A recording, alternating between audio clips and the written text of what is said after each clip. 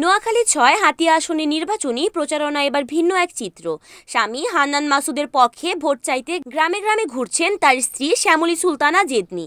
সাধারণ ভোটারদের সঙ্গে সরাসরি কথা বলে তিনি স্বামীর জন্য সমর্থন কামনা করছেন। গ্রামের এক প্রান্ত থেকে আরেক প্রান্ত নারী পুরুষ সবার সঙ্গে কুশল বিনিময় করছেন শ্যামলী সুলতানা জেদনি। উঠান বৈঠক থেকে শুরু করে পথসভা সব জায়গাতেই শোনা যাচ্ছে হান্নান মাসুদের পক্ষে ভোটের আহ্বান। আপনারা তো ইতিমধ্যে দেখেছেন যে আমি নির্বাচনী প্রচারণায় সরাসরি অংশ নিয়েছি। গতকালও নির্বাচনী প্রচারণায় আমার যে টিম রয়েছে এবং 10 দলীয় জোটের যে অন্যান্য টিম রয়েছে তারা সহ নির্বাচনী প্রচারণা করেছি, আজকেও করছি।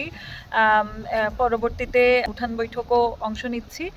তো দেখা যায় যে 10 দলীয় জোটের যে প্রার্থী আব্দুল হান্নান মাসুদ, তিনি আসলে যতটুকু করার সেটা গত 1.5 বছরে করে ফেলেছে। নির্বাচনের আর মাত্র 20 দিন।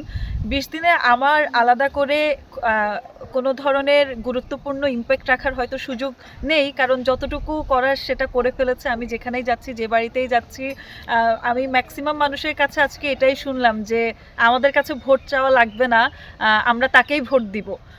তো এটা আসলে ওনার জন্য বিরাট পাওয়া। উনি মানুষের জন্য যেটা 1.5 বছর ধরে চেষ্টা করেছেন, মানুষের উন্নয়নের জন্য, মানুষের যাতায়াত ব্যবস্থা, শিক্ষা ব্যবস্থা, চিকিৎসা ব্যবস্থা, নদী ভাঙ্গন রোধ, এইসব যে তিনি মানুষের কল্যাণে কাজ করেছেন, মানুষজন সেটা বুঝতে পেরেছে, মানুষজন সেটা ধারণ করে এবং তারা আশা করি নির্বাচনের দিন সেভাবেই যাকে তারা যোগ্য মনে করবে তাকে তারা ভোট দিবে।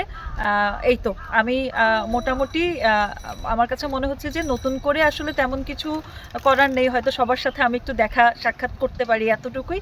কিন্তু যেটুকু যেটুকু করার সেটা 10 দলীয় জোটের প্রার্থী এবং তার যে সঙ্গীরা শুরু থেকে তার সাথে ছিল তারা অলরেডি সেটা করে ফেলেছে। আমার কাছে মনে হচ্ছে যে এই যে আমি যে বাড়িগুলোতে যাচ্ছি, এখানে তো ম্যাক্সিমাম মানুষজনেরই খুবই বয়স হয়েছে, বয়স্ক, কিন্তু তারা বলছে যে আমরা এবার নতুনদেরকে চাই, আমরা এবার তরুণদেরকে চাই। তো এটা হচ্ছে 24-এর গণঅভ্যুত্থানের পরে বিরাট একটা পরিবর্তন এবং এটা আল্লাহর একটা নিয়ামত। রিপোর্ট করেছেন নোয়াখালী প্রতিনিধি হানিফুদ্দিন সাকিব, NN TV।